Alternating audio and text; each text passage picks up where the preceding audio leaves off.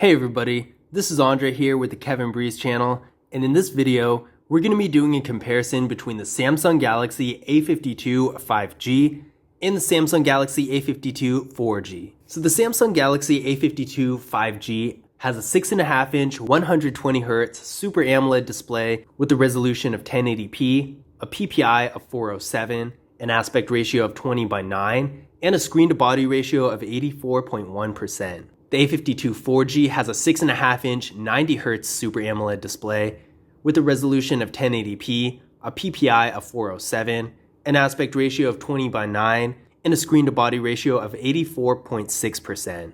Both of these phones have hole-punch front-facing cameras, and these cameras are 32 megapixels. So in pretty much every aspect, these phones have the same display. The A52 5G does have slightly thicker bezels, not super noticeable, but you can kind of see it. The main difference between these two is that the Samsung Galaxy A52 4G has a 90Hz display, and the A52 5G has a 120Hz display. This basically affects the motion on the screen, so animation and anything else that's going on, whether it's a video or a game, is going to go faster on the A52 5G. Now this isn't a huge difference, but it does actually make a little bit of a difference for content consumption, like watching videos and doing high performance gaming. With the A52 5G, depending on the variant you get, you're going to have either 128 or 256 gigabytes of internal storage with micro SD card expansion, and with the A52, it's going to be 128. So either way, it's a great amount of storage. In most situations, you're not going to be running out of space on these phones.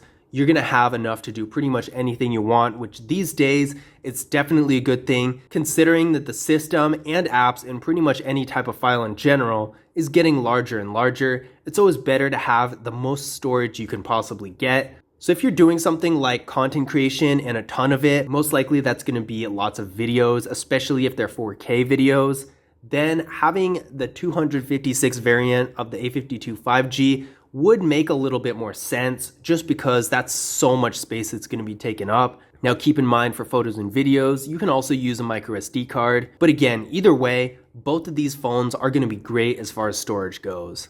Unfortunately, neither of these phones have wireless charging, but they do have not only face unlock, but also a fingerprint scanner. And it's nice that they have both because then in some situations, one might just work better than the other. Starting with the Samsung Galaxy A52 5G, we're going to test out these fingerprint scanners and see how they perform.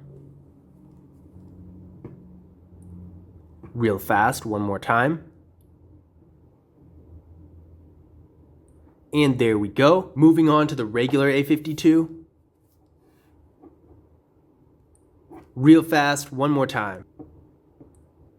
Both of these fingerprint scanners should be pretty much the same. I did notice it go a little bit faster on the regular A52, which you could probably see. I don't really know why. They're supposed to be basically the same, but regardless, the fingerprint scanner for either of these phones works really well. Now taking a look at this rear camera setup here, the Samsung Galaxy A52 5G has a 64 megapixel rear camera, a 12 megapixel ultra-wide camera, a 5 megapixel depth sensing camera, and a 5 megapixel macro camera. The regular A52 has the exact same specs, a 64 megapixel rear camera, 12 megapixel ultra-wide camera, 5 megapixel depth sensing camera, and a 5 megapixel macro camera. In addition to that, both of these phones are able to shoot in 4K in not only the rear but also the front-facing cameras. So if you're looking for a device that can shoot really high-quality photos and videos as well, then either of these phones is going to be a good option. Internally, the Samsung Galaxy A52 5G is getting either 6 or 8 gigabytes of RAM depending on the variant you get, with the Qualcomm Snapdragon 750G processor. We ran a Geekbench 5 benchmark test on this phone and it came back with a single core score of 647 and a multi-core score of 1939, so definitely not bad at all. The regular A52 is getting 6 gigabytes of RAM with the Qualcomm Snapdragon 720G processor. This one came back with a single core score of 538 and a multi-core score of 1559. So as expected, the 5G variant is a little bit faster, and in addition to that, if you do get the variant with the 8 gigabytes of RAM instead of 6, it's going to be able to handle things that are a little bit more taxing on the processor, a little bit better than the regular A52. To give you a better idea of what this difference looks like in action, I'm going to do a quick demonstration. We're going to start by opening Google Chrome.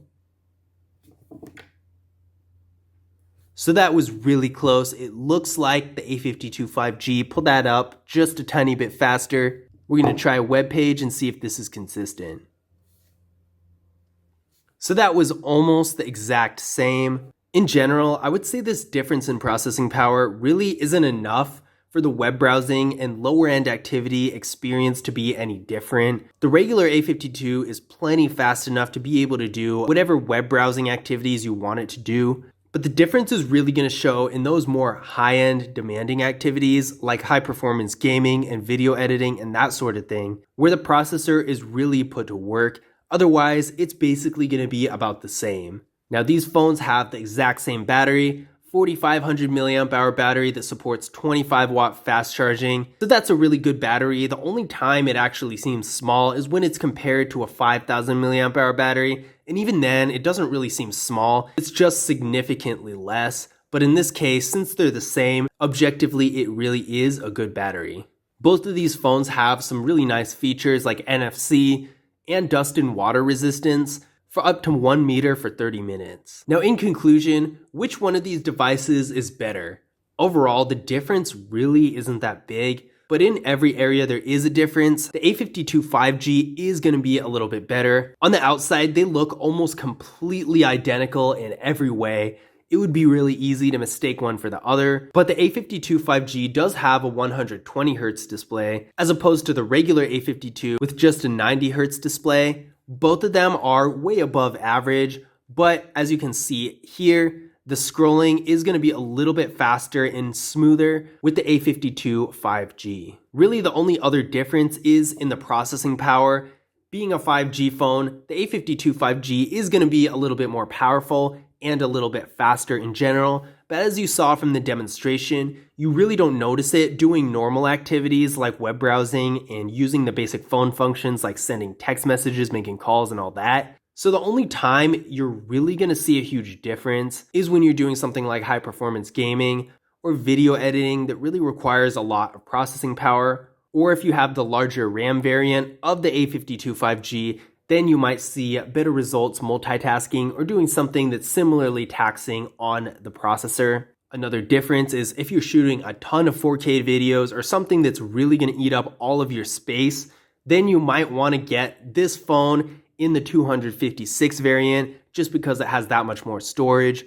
But as far as the other specs of the phones themselves, they are basically the same. And if you want a powerful device that's going to be able to do pretty much anything you would want it to do, plus be able to take really high quality pictures and videos, then you're not going to go wrong with either of these phones. But I hope you guys enjoyed the video. If you did, be sure to leave a thumbs up and subscribe. And as always, I'll see you guys in the next video.